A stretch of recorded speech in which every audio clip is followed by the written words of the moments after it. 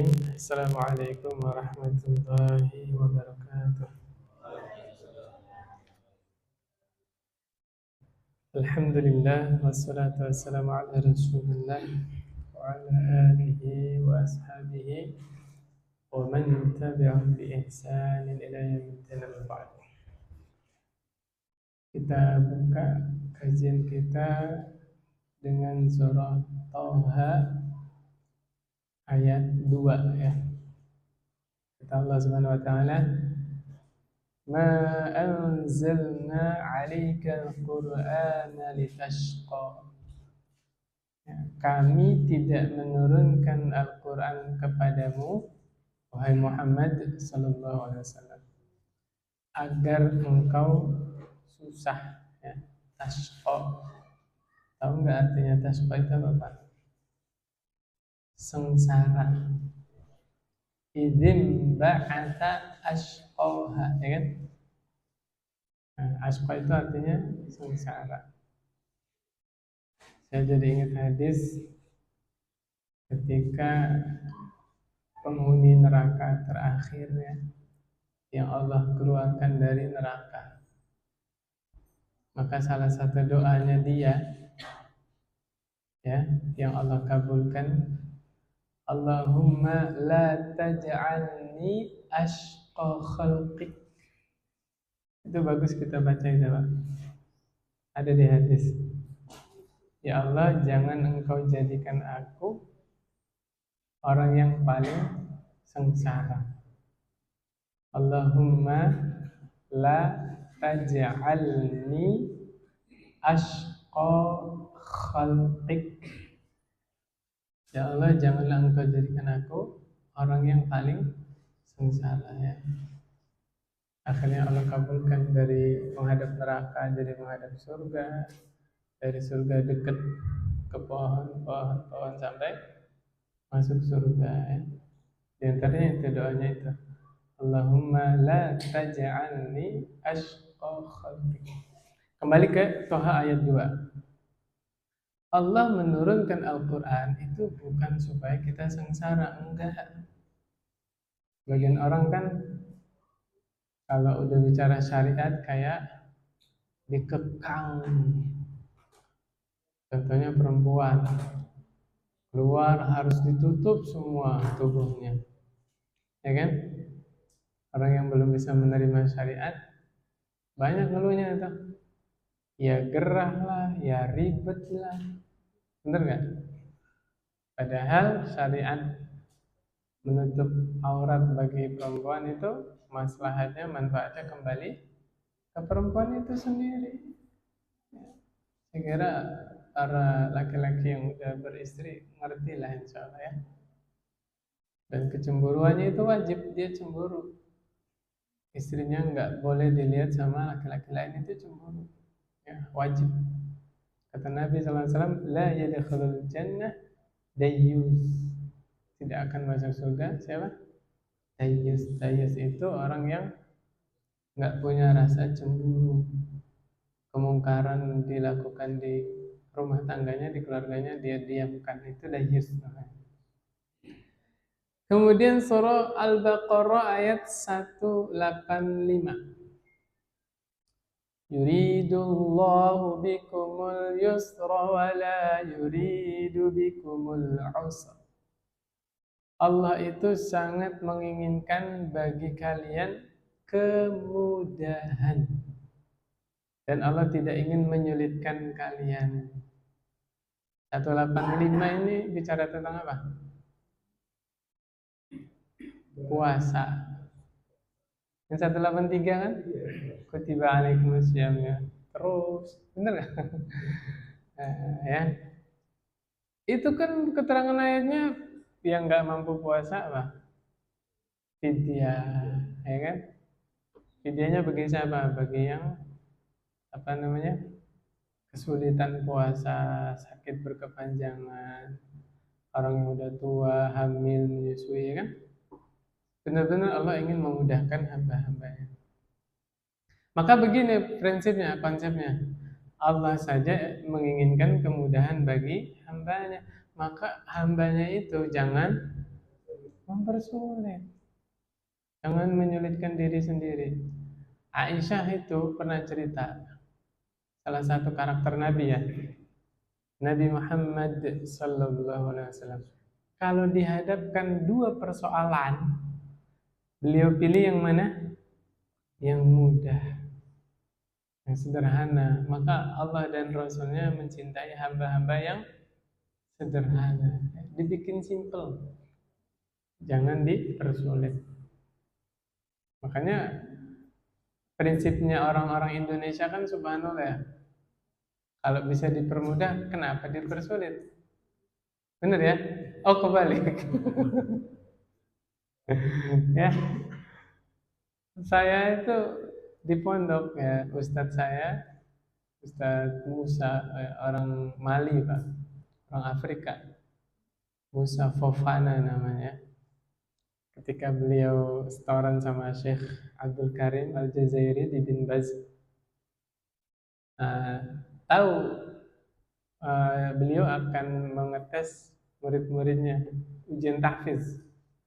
Kata Syekh bilang kepada Ustaz Musa, yassiru wala tu'assiru. Paham ya maksudnya? Musa, permudah, jangan dipersulit. Ya. Karena Allah itu senang dengan hamba-hambanya yang suka memudahkan urusan orang lain. Subhanallah. Kemudian hadis dari Aisyah radhiyallahu anha, anna Nabiy sallallahu alaihi wasallam dakhala 'alaiha 'indaha imra'ah. Qala man hadhihi? Qalat hadhihi fulanah. Tadhkuru min salatiha. Ya. Ketika Nabi sallallahu alaihi wasallam masuk rumah, ya, rumah yang di situ ada Aisyah ya. Maka Aisyah sedang menerima tamu ya. Temannya Aisyah, ibu-ibu mungkin ya, perempuan. Nabi nanya, "Man hadhihi? Siapa ini?" Dijawab, "Fulanah." Tadhkuru min sholatiha, kemudian cerita bagaimana sholat si perempuan ini. Maka Nabi mengomentari, "Mah, alaikum bima tutiqun." Ya. Apa kata Nabi? Tahan. Hendaknya kalian beribadah sesuai kemampuan kalian. Ya. Fa wallahi la yamallu Allah hatta tamallu. Demi Allah, Allah tidak akan pernah bosan mengganjar kalian. Allah nggak pernah bosan memberi pahala untuk kalian sampai kalian sendiri yang bosan karena ibadah. Paham Mbak? Sampai blenger tahajud misalnya, blenger puasa, atau blenger nggak Pak? Ini Jawa semua kan? Enggak? Ya, saking kebanyakannya jadi blenger kan? Ini teman-teman yang pernah berangkat umroh ngerasain kayaknya. Pas mau pulang di Hotel Madinah, menunya kebuli Pak.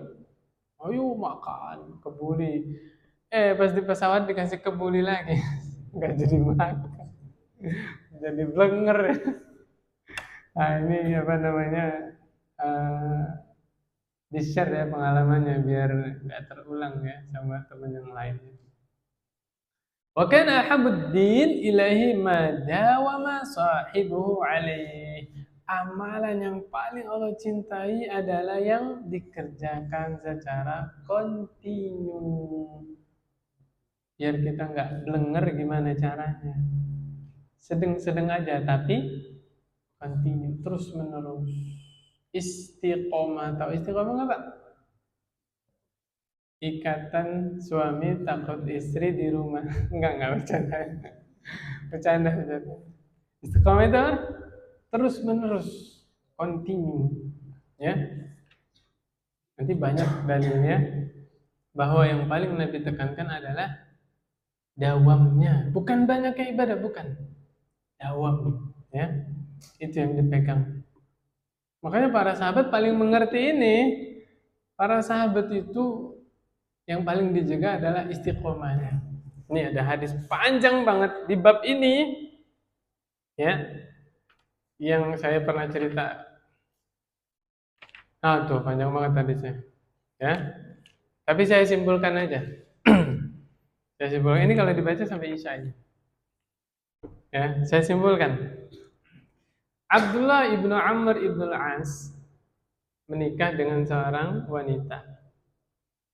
Ya, beberapa waktu, hari, pekan, wanita tersebut tidak disentuh sama sekali. Nah, akhirnya Amr ibnu Al-As lapor ke Nabi. Siapa Amr ibnu Al-As? Ayahnya Abdullah ibnu Amr ibnu Al-As, ya kan? Mertuanya perempuan ini berarti kan? Kalau bapak dengar seorang laki-laki nikah terus istrinya nggak disentuh sama sekali, kan tanda tanya. Pasti yang ada di kepala bapak negatif tuh. Ini doyan perempuan kan nih? Nabi jauh dari itu. Ketika kasus ini sampai ke telinga Nabi, Abdullah ibnu Amr ibnu As dipanggil. Tahu nggak yang ditanya Nabi pertama kali apa? Wahai Abdullah, kaifa tasumu? Masya Allah. Hati Nabi itu bersih ya, sama seluruh kaum muslimin husnuzan. Abdullah, kamu puasanya itu gimana? Tidaklah Abdullah ini nggak sempat nyentuh istrinya pasti gara-gara sibuk ibadah. Beda sama kita kan? Kalau kita dengar kayak gitu tuh, ini apa ini, main sama siapa ini, ya kan? La ilaha illallah. Maka Abdullah bilang, kulla yaum, saya puasa tiap hari. Kalau kita mikir kan bisa malamnya. Paham nggak maksud saya? Diselidik lagi sama Nabi. Abdullah, kaifa taqra'ul Qur'an? Bagaimana cara engkau mengkhatamkan Quran? Kullal lailah. Ketemu ya. Jadi seorang hakim itu, seorang mufti, pelajari dulu permasalahannya. Kalau sudah tahu akar permasalahannya, baru datang solusi. Kan gitu. Ini jadi sebabnya dia nggak sempat nengok istrinya apa? Siangnya puasa dari subuh sampai maghrib. Malamnya sibuk mengkhatamkan Quran. Saking semangatnya. Barulah nego Nabi sama Abdullah. Abdullah, puasa 3 hari setiap bulan. Sum salata fi kulli syahr. Ya.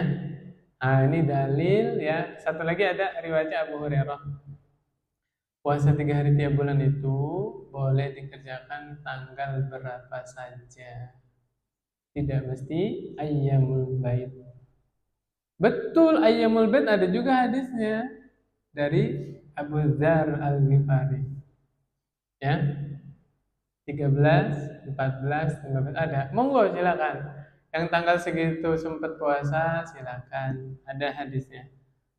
Ya, qadarullah ibu-ibu haid tanggal segitu misalnya. Santai aja. Ada dalil lain. Yang penting puasa 3 hari tiap bulan. Menclok-menclok tanggalnya boleh. Tanggal 1 puasa. Nanti puasa lagi tanggal 11. Puasa lagi tanggal 21. Nggak apa-apa, bagus. Kalau bapak-bapak, ibu-ibu bisa istiqomah puasa 3 hari setiap bulan, di sisi Allah, bapak ibu dicatat seperti puasa sepanjang tahun. Kenapa? Man jaa bil hasanah falahu asyru amsalihah. Siapa yang melakukan satu kebaikan, bagi dia 10 kebaikan. Bayangin, teman-teman, kalau puasa 3 hari berarti dicatat di sisi Allah berapa? 30. 1 bulan berapa hari? Allah itu tahu, kita itu karakternya begitu. Beramalnya pengennya sedikit, ganjarannya pengennya banyak. Bener kan? Ya begitu. Pengennya kerjanya sederhana tapi gajinya gede. Nah, itu manusia. Tapi Allah nggak pernah bosan memberikan pahala untuk hamba-hambanya. Tahu jawab Abdullah apa? Kita kalau digituin, wis, ya udah deh. Itu kita ya. Abdullah nggak? Ya, kata Abdullah, aku bisa lebih dari itu ya Rasulullah Sallallahu Alaihi Wasallam. Ya, aku bisa lebih dari itu. Ditawar sama Nabi, ya udah puasa sepekan 3 hari. Sepekan 3 hari. Jadi bukanya 4 hari, puasanya 3 hari. Boleh itu. Ada dalilnya ini ya. Di Sahih Bukhari Pak, Bu. Kalau mau ini referensi. Aku bisa sanggup lebih dari itu ya Rasulullah Sallallahu Alaihi Wasallam. Nah, di lafaz di situ malah Nabi kurangin puasanya 1 hari, bukanya 2 hari. Selang-selingnya itu loh. Ini semi-semi puasa Daud. Misalnya Senin puasa, Selasa Rabu buka, Kamis puasa lagi, Jumat Sabtu buka, Ahad puasa. Gitu aja terus. Maka Abdullah nawar lagi, aku masih sanggup lebih dari itu ya Rasulullah Sallallahu Alaihi Wasallam. Apa kata Nabi?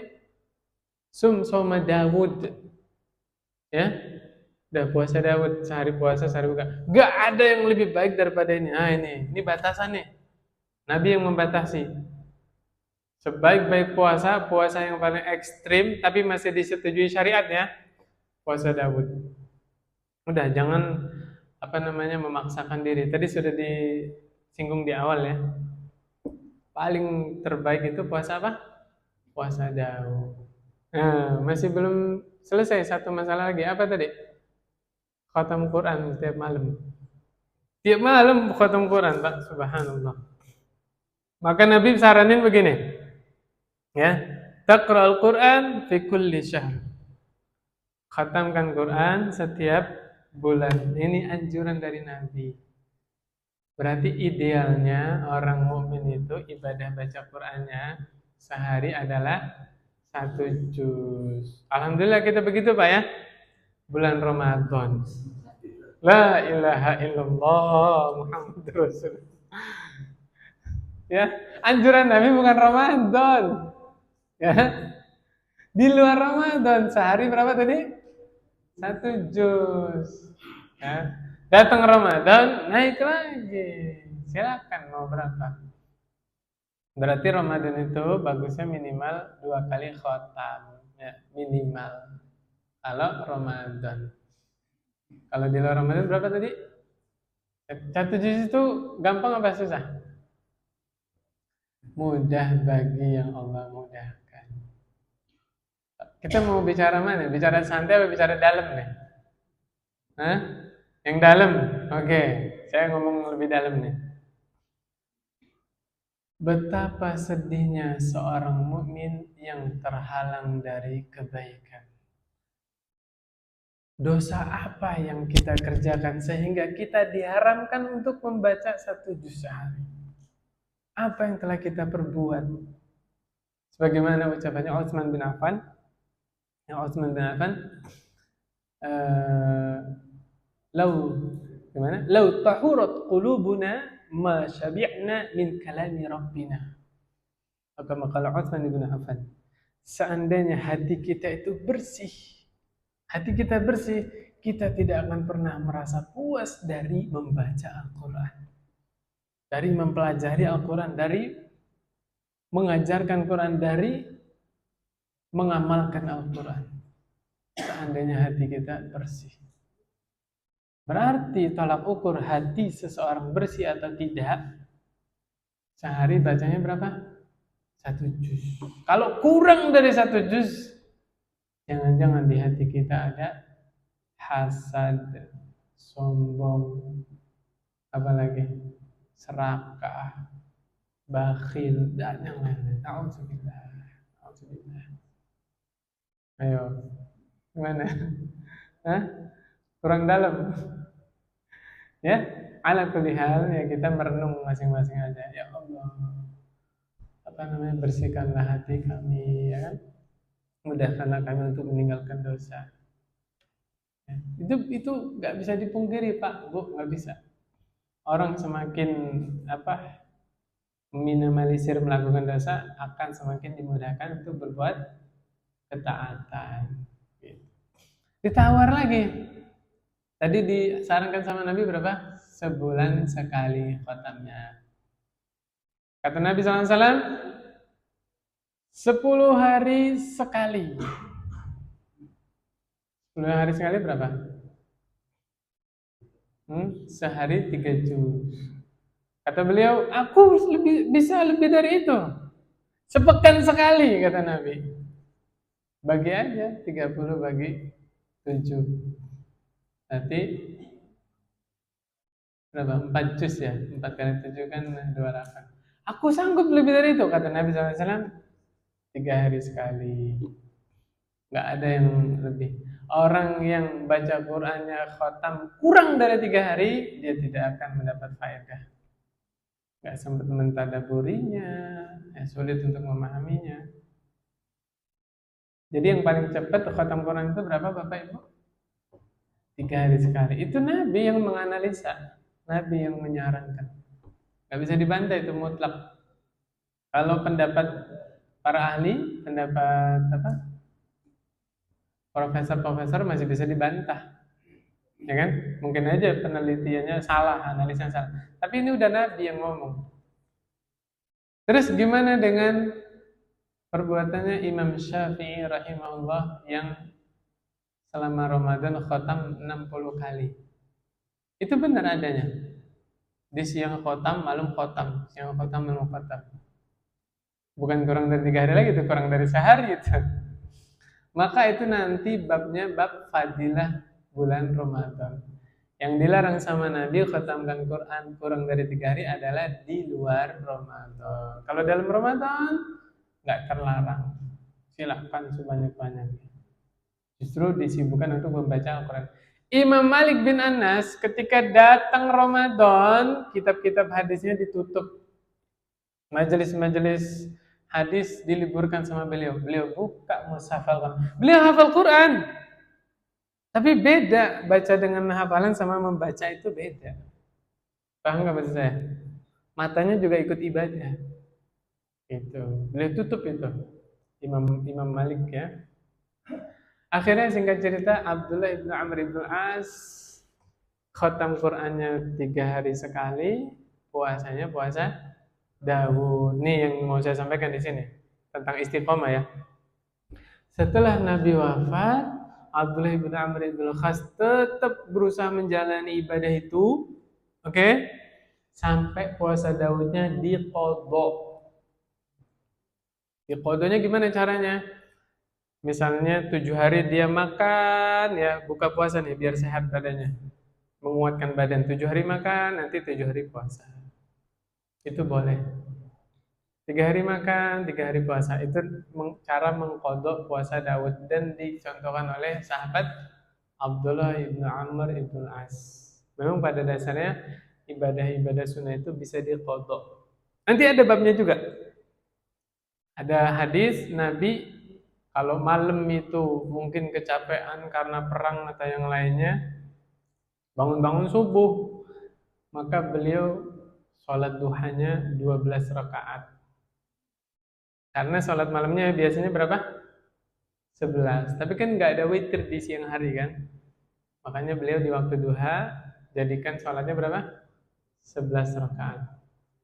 Begitu juga sering ada yang nanya ke saya ibu-ibu, zikir pagi petang boleh nggak dibaca jam 9, jam 10? Baru senggang nih ibu-ibu habis ngurusin rumah tangganya. Boleh, silakan. Zikir petang tadi kelewat asar. Misalnya apa? Layanin pembeli atau yang lainnya gitu kan ya. Punya warung atau yang lainnya. Pas senggangnya habis isya, baca bismillah. Ya. Fleksibel. Ibadah sunnah itu boleh diqadha. Kan saya pernah sampaikan, yang lagi puasa Senin tiba-tiba hari itu diajak makan, diundang akikah misalnya. Makan. Puasanya besok. Ya. Kalau besoknya ditraktir juga sama teman, makan. Gak mungkin sepanjang hidup ditraktir terus sama temennya kan. Pas lagi apa namanya? Ya rezeki terima aja. Nanti ada hadisnya saya bacain. Insya Allah waktunya cukup. Di sana jam 6 kurang, di sini jam 7 lewat. Masya Allah. Satu masjid aja khilaf ya. Nggak mufakat. Bener. Yang bener yang ini. Tuh, kebenaran itu satu doang, Pak. Oke. Al-haq itu satu doang ya. Ya, yang lain batil berarti. Kebenaran adalah yang datang dari Allah dan Rasulnya. Oke, kembali ke sini. Oh iya, ditanyain. Ada yang nanya ke Abdullah bin Amr bin As, kenapa kok beliau apa bahasanya? Bela-belain puasa Daud walaupun sudah tua gitu. Beliau bilang apa? Saya nggak ingin ada yang berkata, saya semangat ibadah itu ketika Rasul hidup saja. La ilaha illallah. Meluruskan niat. Saya ibadah karena Allah, bukan karena Rasul. Kebalikan sama Ustadz zaman sekarang. Ada kan Ustadznya? Udah tahu belum Ustadznya? Ibu-ibu, bapak-bapak, saya ini nggak berani buang sampah karena Rasul. La ilaha illallah Muhammad Rasulullah. Ada Ustadznya. YouTube-nya masih ada kalau mau saya cariin. Allahu Karim, la ilaha illallah. Saya nggak enak menyebut namanya. Nabi datang ngajarin kita beribadah karena siapa? Karena Allah. Ya, jangan belokkan niat masyarakat malah beribadah karena manusia. Na'udzubillah, ya. Itu inti pembelajarannya. Betapa Abdullah bin Amr bin As mencontohkan ke generasi berikutnya, beramallah karena Allah. Ya, subhanallah. Tanda dia beramalnya karena Allah apa? Istiqomah. Ini biasanya materi saya di bulan Syawal, Pak. Kan setelah Ramadan itu kan kadang-kadang kendor lagi kan.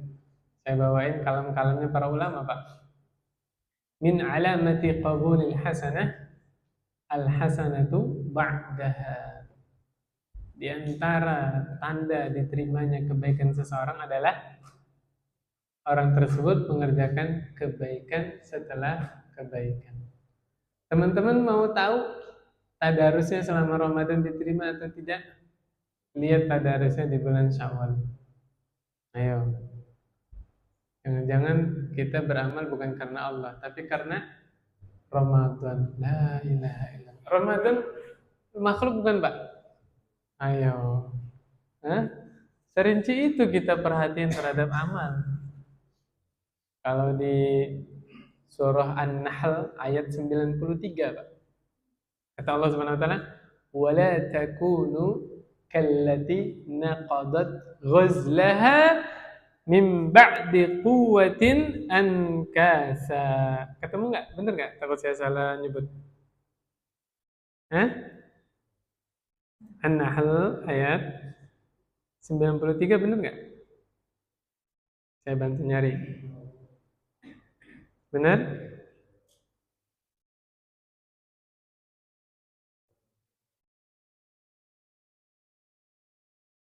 Sembilan tiga atau 92? Wala takunu kallati naqadat ghazlaha 92. Iya, An-Nahl 92.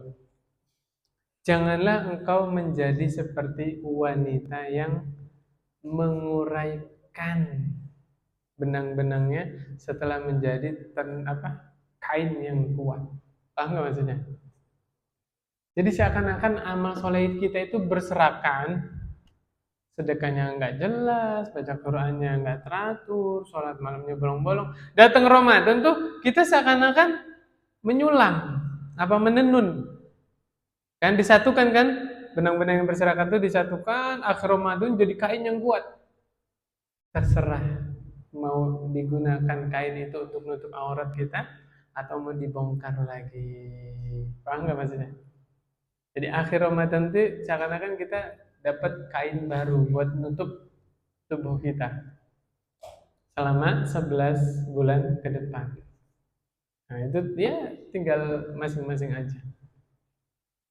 Ya, mimpi buruknya Ramadan berlalu baru berapa jam kita begitu cepat berubah, begitu cepat meninggalkan amal soleh. Berapa jam? Belum ada 1 hari, belum ada setengah hari. Kapan? Malam takbiran. Berapa di antara kita yang sudah tidak sholat witir lagi? Berapa di antara kita yang sudah tidak tadarus lagi? Malam takbiran. Bapak-bapaknya sibuk mandiin mobilnya buat besok. Bener nggak? Ibu-ibunya nyetrika baju baru, ngangetin opor, ngegantungin ketupat. La ilaha illallah. Ya kan? Anak mudanya takbir keliling. Ayo, yang nyuruh siapa? Coba cari hadisnya. Ada nggak anjuran takbir keliling? Ayo, sebagian orang takbiran sampai subuh itu. Masya Allah. Pas setengah 4 ngantuk, pulang. Bangun-bangun jam 10. Subuh lewat, sholat id nggak ikutan. Nah, itu namanya talbis iblis. Tipu daya syaitan. Saking senengnya kan takbiran kan? Allahu Akbar, Allahu Akbar. Nggak kerasa. Sampai jam berapa takbiran? Jam 2, jam 3. Besoknya subuh kesiangan. Orang-orang sholat id kita masih ngiler. Tahu ngiler, Pak? Karena semalamnya begadang. Allah karim, la ilaha illallah. Ini jadi PR buat kita ya. Kita ini beramal buat siapa? Makanya Nabi menganjurkan kita untuk apa? Istiqomah. Nih ada lagi cerita. Ada 3 orang datang ke rumah Nabi. Nabinya nggak nemui mereka. Yang ketemu siapa? Aisyah, ya. Kemudian ditanya tentang ibadahnya Nabi. Diceritain sama istri Nabi. Nabi itu sholatnya begini, puasanya begini, ya. Bermuamalah dengan istrinya begini, tek. 3 orang tadi bilang begini, aina nahnu minan Nabi SAW. Siapa kita dibanding Nabi? Kan Nabi sudah diampuni dosa-dosanya yang lalu dan yang akan datang. Menganggap ringan yang dikerjakan Nabi. Akhirnya 1 orang bilang, amma ana fa usolli al-laila abadan. Saya akan sholat malam selamanya. Di sini nanti ada yang menerangkan maksudnya sholat malam selamanya itu semalam suntuk sholat, nggak tidur sama sekali. Yang kedua, amma anna asumud dahra wala uftiru. Saya akan puasa sepanjang tahun, nggak mau berbuka. Maksudnya nggak mau berbuka ini puasanya tetap dari subuh sampai maghrib, tapi nggak ada 1 hari pun yang bolong gitu, puasa terus. 1 lagi, wa ana a'tazilun nisa. Aku akan menjauhi wanita. Apa maksudnya? Hidupnya ala-ala rahib, tidak menikah, nggak mau nikah sama sekali. Justru perempuan seabrek-abrek, dia malah nggak mau nikah. La ilaha illallah. Mubadzir. Apa kata Allah? Innal mubadzirina kanu ikhwanas syayatin. Sengaja tidak menikah berarti saudaranya syaitan. Ini berlaku yang mampu nikah ya, yang mampu nikah terus sengaja nggak nikah. Ini tadi ayatnya saya sampaikan. Ada pun kerahiban, tahu kerahiban Pak, Bu? Kerahiban itu bid'ah yang dibuat oleh orang Nasrani. Yang ngomong bid'ah Allah. Mau bantah Allah. Nih saya cari dalil nih. Surah Al-Hadid Pak, Bu. Monggo dicek. Al-Hadid ayat 27. Kata Allah Subhanahu wa taala, wa rahbaniyatan ibtada'uha. Tuh. Dan hidup kerahiban, hidup membujang, ibtada'uha yang mereka ada-adakan, ya. Jadi yang berbuat bid'ah bukan kaum muslimin doang. Ya. Orang-orang selain Islam juga membuat bid'ah, yaitu ma katabnaha alaihim. Allah tidak pernah memerintahkan sama sekali, tidak pernah menetapkan sama sekali. Ketemu nggak? Ya, bid'ahnya orang Nasrani itu apa? Hidup membujang. Ya kan? Kalau jadi biarawan atau biarawati kan nggak boleh menikah katanya kan? Dia ingin menentang kodrat bahwa manusia itu hidup berpasangan. Manusia punya syahwat yang harus disampaikan, dilampiaskan kepada lawan jenis yang halal. Nggak bisa ngelawan kodrat Allah. Kembali ke sini. Maka ucapan 3 orang tadi kedengar Nabi. Ternyata Nabi ada dekat situ. Nabi bilang, ya, Faja'a Rasulullah SAW, Nabi datang, kedengeran tuh. Antumul ladzina qultum kaza wa kaza, kalian yang ngomong begini-begini, dijelaskan tadi ya, 3 tadi ya. Puasa tiap hari, salat malam semalam suntuk, tiap malam terus tidak mau nikah sama sekali. Ya. Maka Nabi bilang begini, amma wallahi inni la akhsyakum lillah wa atqakum lah. Demi Allah, aku ini orang yang paling takut kepada Allah. Aku orang yang paling bertakwa kepada Allah di antara kalian. Ini mutlak, Pak, nggak bisa dibantah. Orang yang paling bertakwa, orang yang paling takut kepada Allah siapa? Rasulullah sallallahu alaihi wasallam. Nggak bisa disalahin, nggak bisa dibantah. Nabi bilang, lakinni asumu wa uftiru. Aku ini puasa ya, aku juga berbuka. Di dalam kisah yang lain, istri Nabi cerita, Nabi itu kalau puasa, kelihatannya kayak puasa terus. Ini indikasi saya, yang diceritakan ini puasa Sya'ban. Puasa Sya'ban itu Nabi hampir 1 bulan. Nah, nanti istri yang lain cerita, Nabi itu kalau nggak puasa. Seakan-akan ya orang yang nggak puasa aja, terus makan, minum gitu. Gitu, paham ya insyaallah ya? Ya mungkin pas ceritanya pas ini, Idul Adha, hari tasyrik kan nggak boleh puasa ya. Memang banyak dagingan. Pas safar juga kan ada keringanan untuk tidak puasa. Yang berikutnya, wa usolli wa arqudu. Aku juga sholat, aku juga tidur. Tuh, yang benar itu dibagi waktunya. Tubuh ini punya hak. Nanti nyampe hadis tentang Salman sama Abu Darda. Insyaallah kita bacakan setelah ini. Wa atazawwajun nisa, aku juga menikahi wanita-wanita. Tuh, enggak tanggung-tanggung. Nabi enggak sebut aku punya istri, enggak. Tapi Nabi bilang apa? Aku menikahi wanita-wanita. Ya. Faman raghiba an sunnati falaysa minni. Siapa yang membenci sunnahku, maka dia bukan bagian golonganku. Diancam sama Nabi. Berarti yang paling bagus itu ibadah yang paling banyak atau yang gimana? Yang paling cocok sama syariat. Yang paling bagus. Makanya punten ini Bapak-bapak, Ibu-ibu. Ini agak susah kalau di tengah masyarakat ya. Ya. Kebaikan itu bukan dikembalikan kepada logika manusia. Kembalikannya kepada syariat. Yang mencocoki syariat itulah yang terbaik. Ya kan kita butuh standar. Kalau nggak ada standar, saya tanya, logika manusia mana yang akan jadi standar? Nggak usah satu masjid. 2 orang aja di antara kita, udah beda persepsi. Makanya kita butuh apa?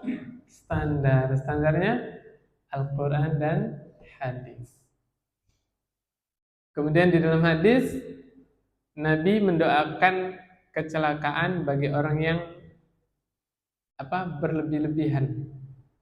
Halakal mutanatti'un, sampai 3 kali. Celakalah orang yang berlebih-lebihan, ya, keterlaluan dalam melakukan sesuatu.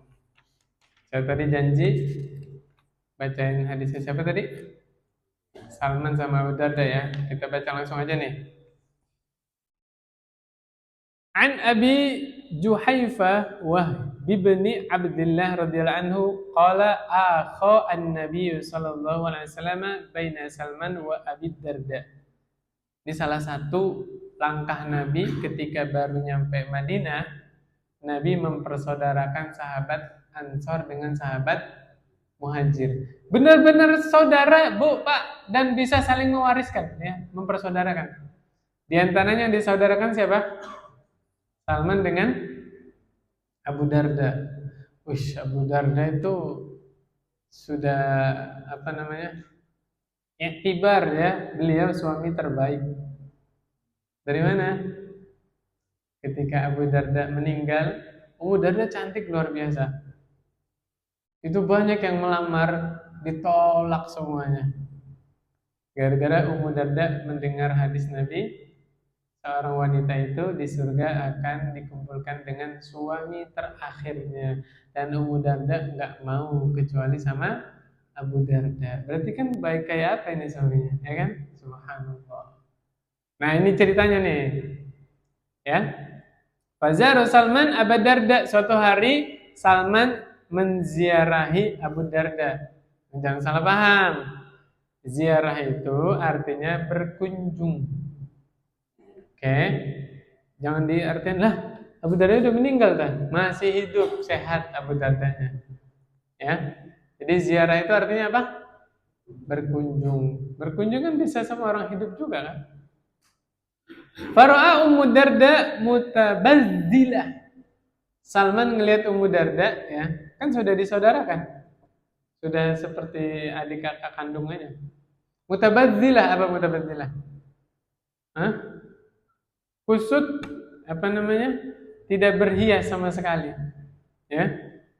Bahasa Indonesianya apa mutabazzilah itu? Lusuh. Pokoknya nggak dandan deh. Perempuan nggak dandan gimana sih?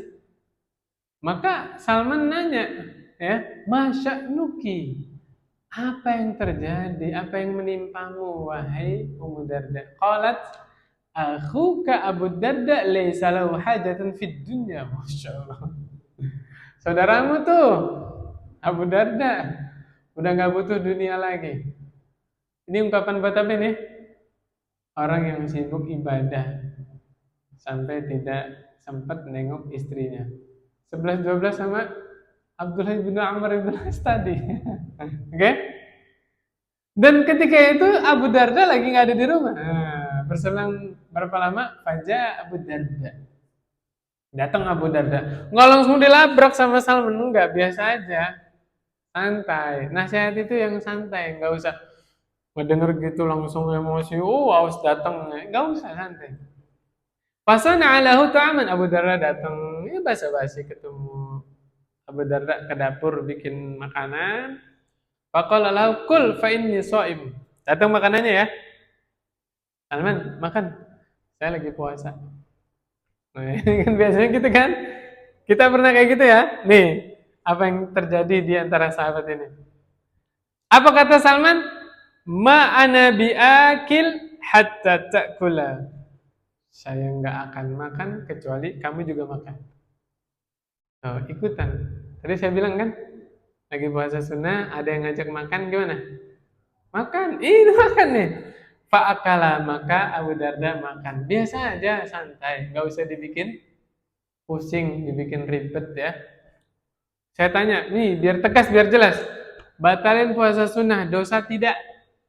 Tidak.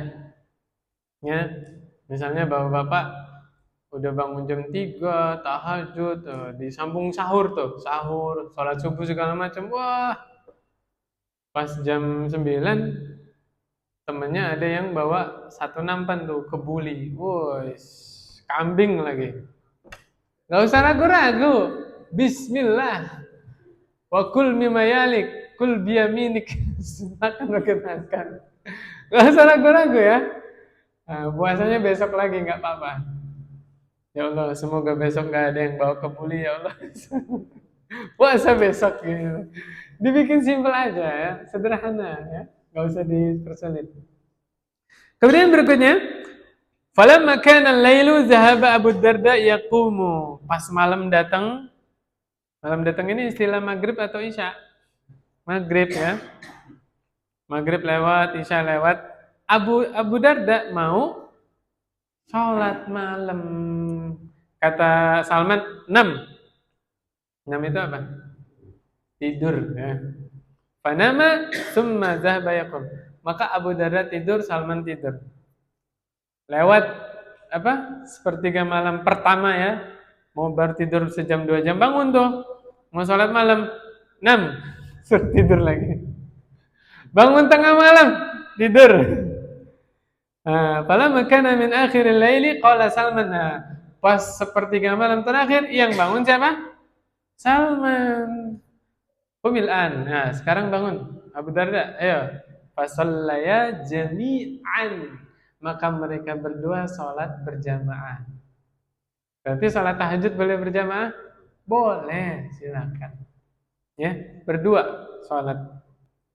Faqala lahu Salman, inna li rabbika 'alaika haqqan. Sesungguhnya Allah punya hak atas kalian. Diapain? Diibadahi. Oke? Hak Allah itu diapain? Diibadahi. Kita beribadah kepada Allah. Wa inna li nafsika 'alaika haqqan. Dirimu itu punya hak juga. Hak makan makanan yang bernutrisi. Tahu MBG, Pak? Makan bareng, guys. Nah, bukan bareng-bareng makannya kan? Ya, dirimu punya hak apa? Makan yang bernutrisi, istirahat, ya kan? Terus apa? Wali ahlika alika hakun. Keluargamu punya hak juga. Istrimu punya hak. Punten ya Bapak-bapak ya.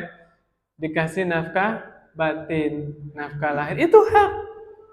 Makanya kemarin di BPI kan saya teriak-teriak, Bapak-bapak ya, istri dicium keningnya itu kebutuhan. Saya bilang begitu.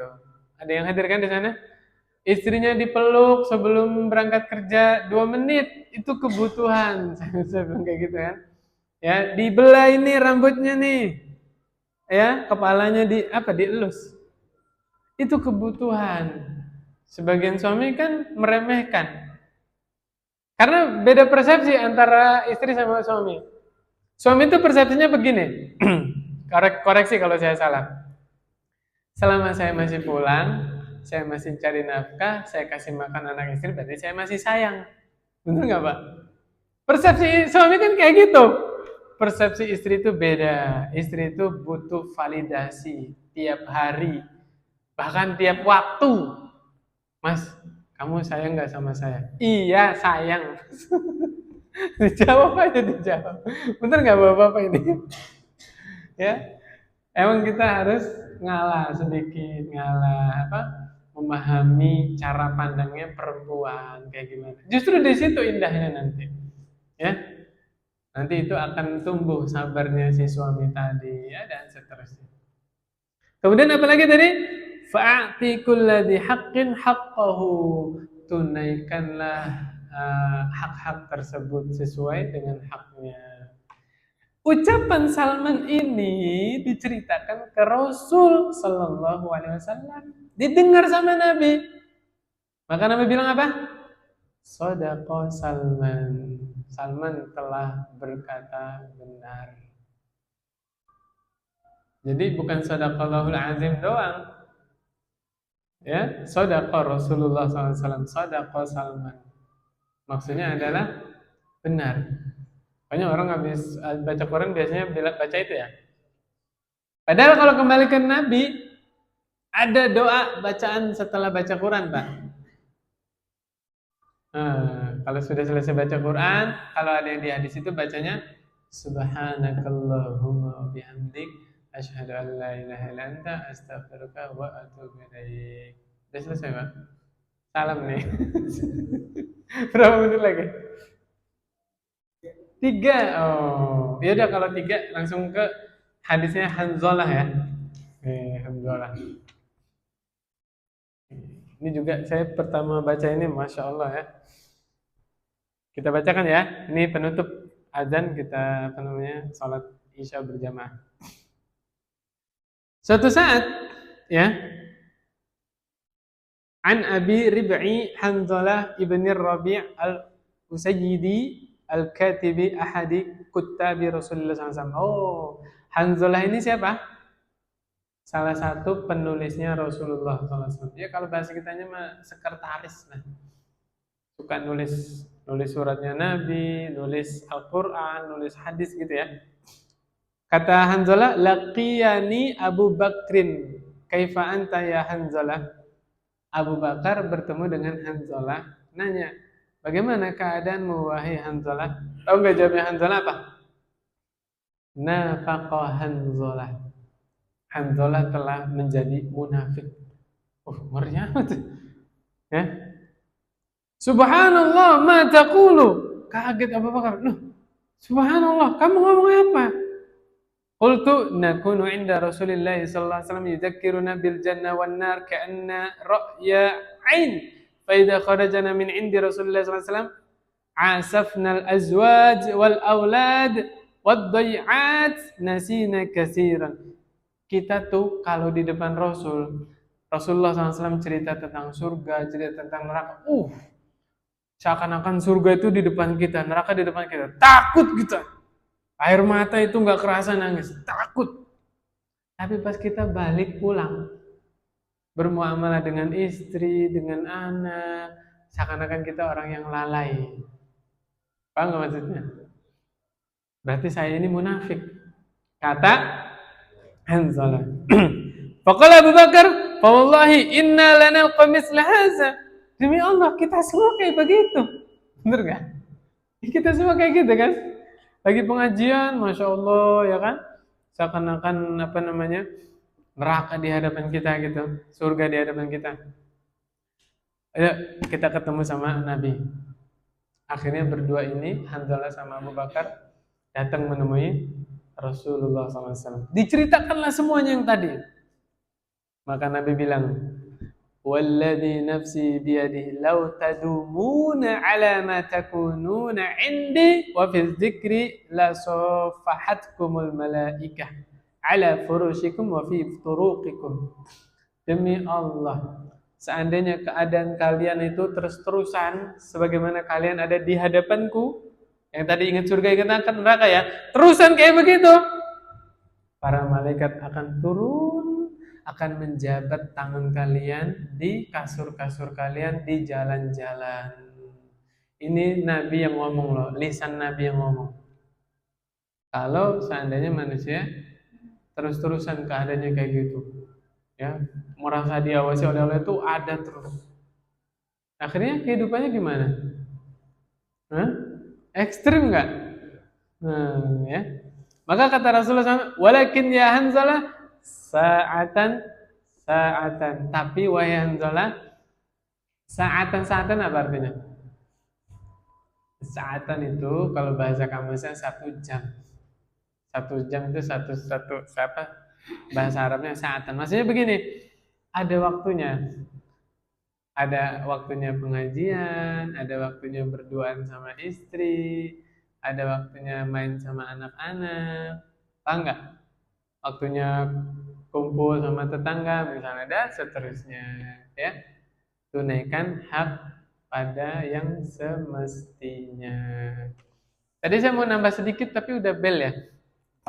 Gimana nih? Ini ilmu buat para suami. Jadi saya dapat ya pengetahuan psikologi lah ya. Seorang suami yang sudah menunaikan nafkahnya kepada anak istrinya, rumah besar, istrinya dicukupi kebutuhannya ya, anak disekolahin sekolah yang terbaik, tetap aja istrinya belum merasa dicintai oleh suaminya, merasa belum diperhatikan sama suaminya. Tahu nggak kenapa, Pak? Memang me time ya, waktu berdua sama istrinya itu adalah kebutuhan. Kadang-kadang kita kalau keluar ya dibawa kan anak-anak semuanya. Kadang-kadang kita itu butuh waktu berdua sama istri. Mungkin ke pantai, duduk di pantai berdua aja suami istri.